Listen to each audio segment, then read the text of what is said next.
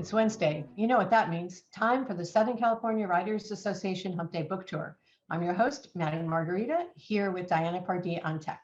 Every Wednesday morning at 10 a.m., we welcome a new and different writer to our Facebook page. This morning, we are pleased to have with us Gabriel Valjan. Gabriel is the author of the Roma Series, the Company Files, and the Shane Cleary Mysteries. He has been listed for the Fish Prize 3 times, shortlisted for the Bridport Prize once. Did I get that right? Did I pronounce that right? Yes, got it right. And received an honorable mention for the Nero, Wolfe, Black Orchid Novella Contest.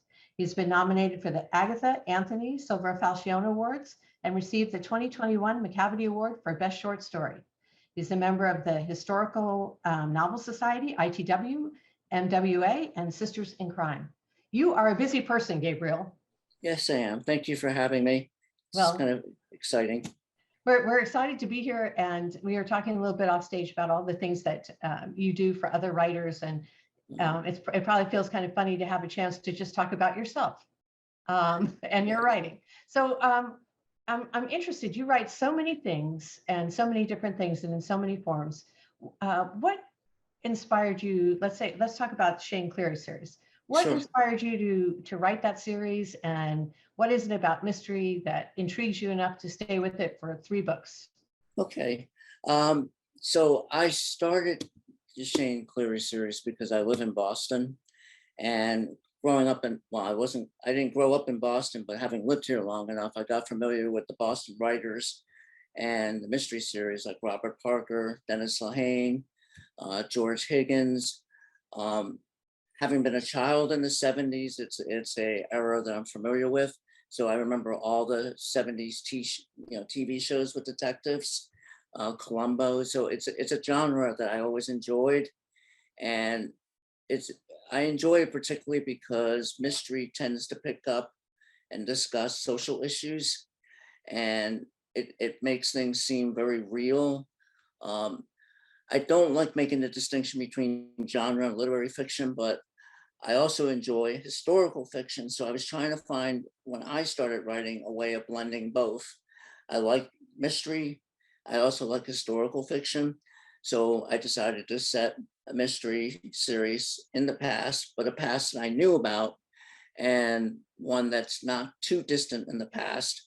Although it's interesting that when I was writing the series, I found out a lot of people are interested in the 70s, but people also had a lot of misconceptions about the 70s. And then there are a part of the audience that does not know the 70s. What they do know about is kind of inherited through stereotypes or maybe through watching TV. And I try to remind them through this series, through the Shane series, that the 70s was actually, it was mixed, but it was also a very tumultuous time, particularly here in Boston. And I think that's one of the reasons why I situated my series in Boston. In the 70s, and this is a sort of a factoid that most people don't know, Boston was the last city in America to desegregate. So there was a court ruling in, I think, 72 or 73 that mandated the desegregation of public education and public housing. And this, anybody of a certain age that remembers watching the news, kids being bused from one neighborhood to another were met with a lot of violence. Bricks were thrown, there were protests, there were roving street gangs in different neighborhoods, Black people attacking white people, Irish attacking it, it was a real mess. So I situated my character in that time period because I felt there were a lot of social issues that are still relevant today. So you take the racial response to the court order and you look at Black Lives Matter today, you see a lot of parallels. You also see parallels with Blue Lives That Matter. I think one of the things that I found fascinating was just how corrupt Boston was back then. And I like to think they were a little bit better today in terms of corruption, but things really were edgy. And also too, it was a time period where things were not the best. not only for people of color, but also people who were gay. It was not the best for women in the workforce. I remind people, and people are still shocked by this, but women couldn't even get a credit card till like the late 70s, 1980. And, in some parts, I grew up in New Jersey. I remember my grandmother wanting to buy a refrigerator and the bank calling my grandfather for permission. And she's standing there with the checkbook. Got my grandmother angry enough that she went out and got a job and paid for her own refrigerator, even though it wasn't an issue to my grandfather. It was a matter of principle. So this is the kind of milieu that Shane is living in. So each book in the series deals with a different problem. Shane himself is a Vietnam vet. He is a former cop. He's now a PI. You learn that as a cop, he had done things that basically alienated people on the police force. So there are people on the police force that are not his friends, that don't want to see him succeed. I know that going into this, writing about the 70s, I did not want to deal with the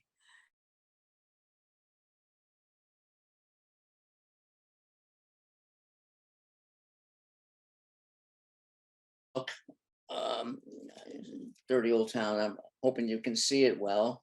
Great. This is just an introduction to Shane. It's in 1975. Is that the Boston skyline? That is the Boston skyline, yes. That's beautiful. Beautiful cover done by Level Best Books. And in the first book, Shane is kind of hard up. He needs money. His clientele is at an all-time low. He's trying to pay the rent. He has a cat named Delilah. That was my one inheritance from Cozy Mysteries. Everybody likes having a pet. He likes having a cat. So in the first book, like I said, he needs to pay the rent and he's desperate. So he takes a case from somebody who's claiming that they're being blackmailed. He goes there kind of begrudgingly because the person hiring him, he knows, and that person had married his first love ex-girlfriend. And Shane is kind of carrying a torch for her. So that's the first case. He's looking into it. Is it blackmail? Is it not? Shane overall is an outsider. So most of the people he's dealing with are outside. And one particular thing I did special about this series is show some of the clients who hire Shane are not your typical what you see in noir or detective fiction. One of his clients, one of his allies, you could even argue, is a mafia don. So I'm already trying to stoke the fire on ethical issues there. So that was book one. Book two is called Symphony Road. Now, books 2 and 3 are actually inspired by real events that happened here in Boston. So Symphony Road is an actual road here in Boston. And in the late 70s, going into the 80s, there was a string of arson fires, landlords essentially burning their own buildings to collect the insurance money. People were injured. There were people that died. And it was a big scandal. It was basically establishing a precedent when they eventually prosecuted people for this. Prior to the 1970s, arson was considered a victimless crime. Attorney General Frank Bellotti, who prosecuted people as a result of this, actually changed that interpretation. Arson is a crime with victims. Think about that with what happened in the late 80s with stocks and insider trading, which was originally, what we now call white collar crime. That was originally considered a victimless crime. So the arson case, there are a couple of things going on here. He is hired by a mafia don to find a missing relative. He is also hired on the QT by the police commissioner to look into the death of a community activist. the police commissioner is not convinced that that activist died of suicide. So Shane is kind of hopeful, seeing himself feeling, oh, I've got the police commissioner. Maybe I'll get back with the police department. If you know anything about noir, nothing ever ends up the way you want it. So a lot like real life. Like real life. Right. So the third book, Hush Hush, again, inspired by real events.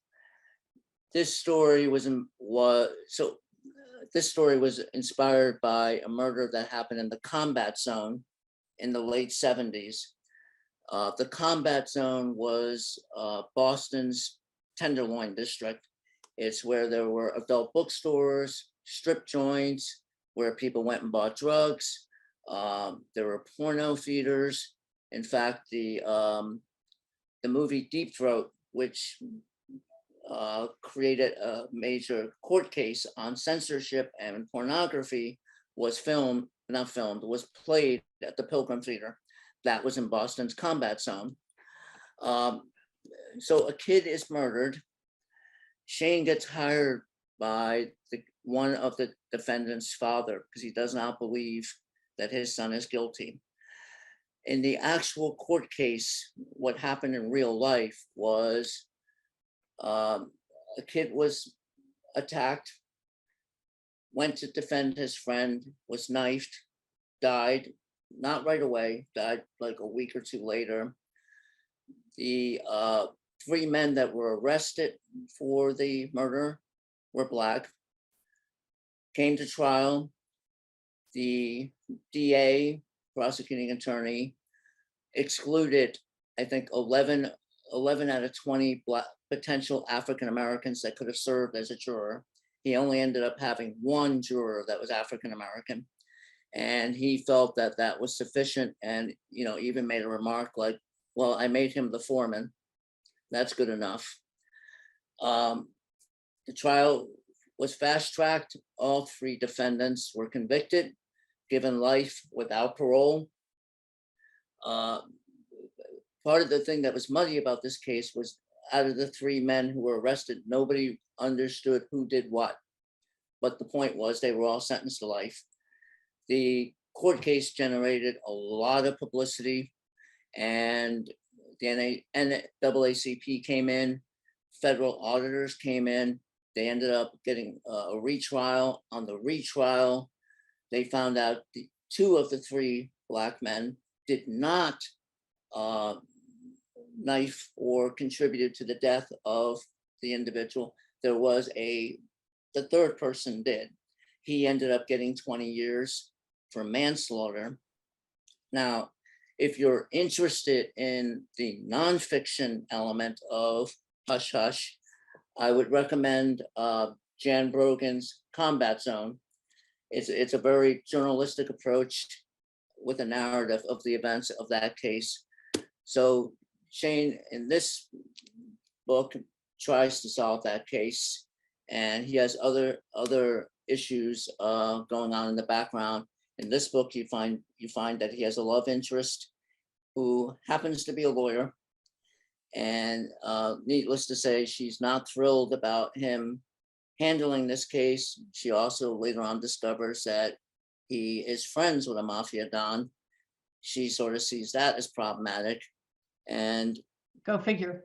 Yes, but she likes the cat. So there you go. So Gabriel, I mean, the way you describe these books and the amount of research and the fact that you have worked so hard to put them in the realistic setting and bring the reader there, right. I think that's one aspect of your books that I really appreciated. But the other that I think I would like to talk about before we run out of time is your dialogue. For somebody who claims to be an introvert, the dialogue and the wit in the book, I mean, they don't read like newspaper articles.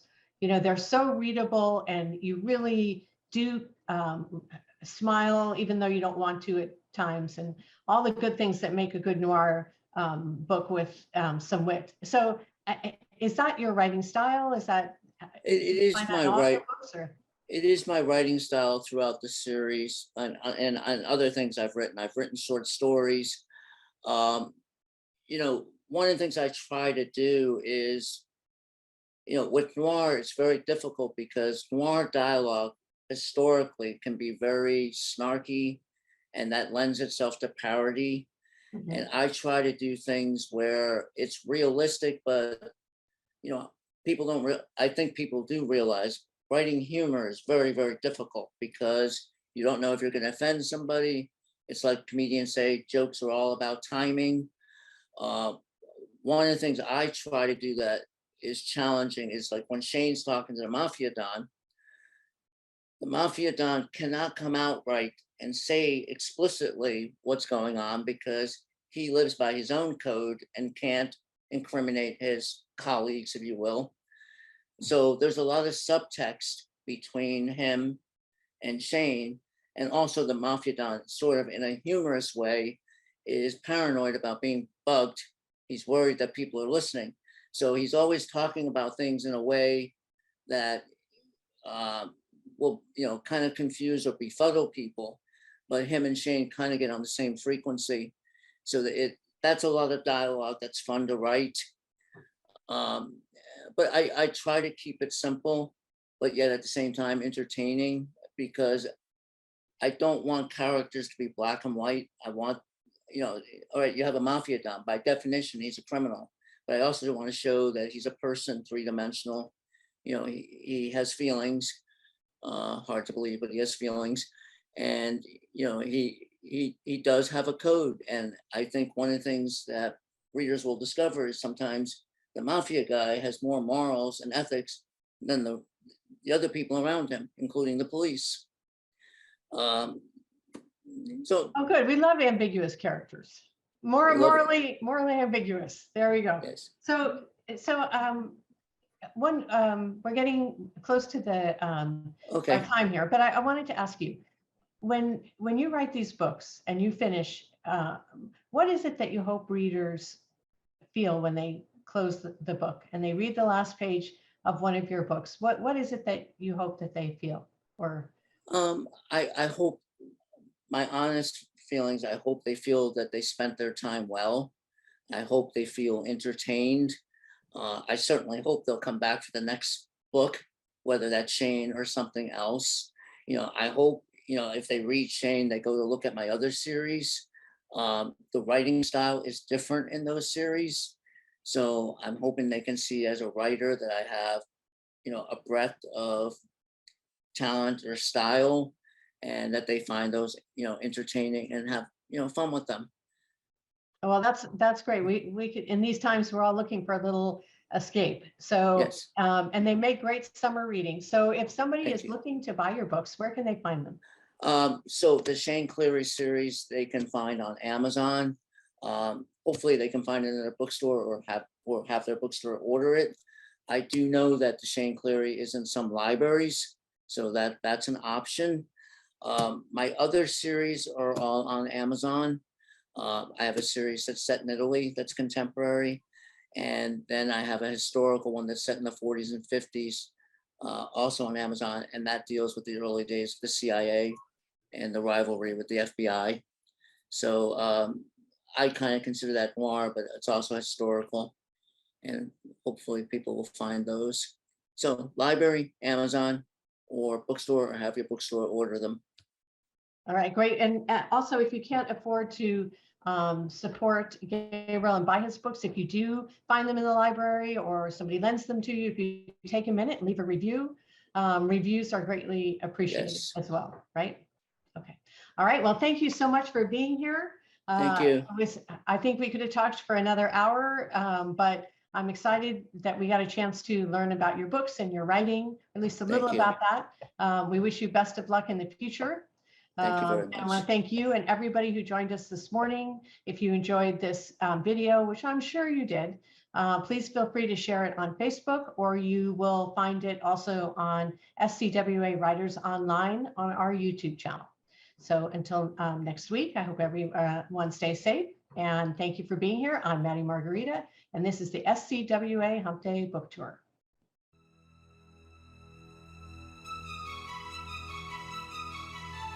you.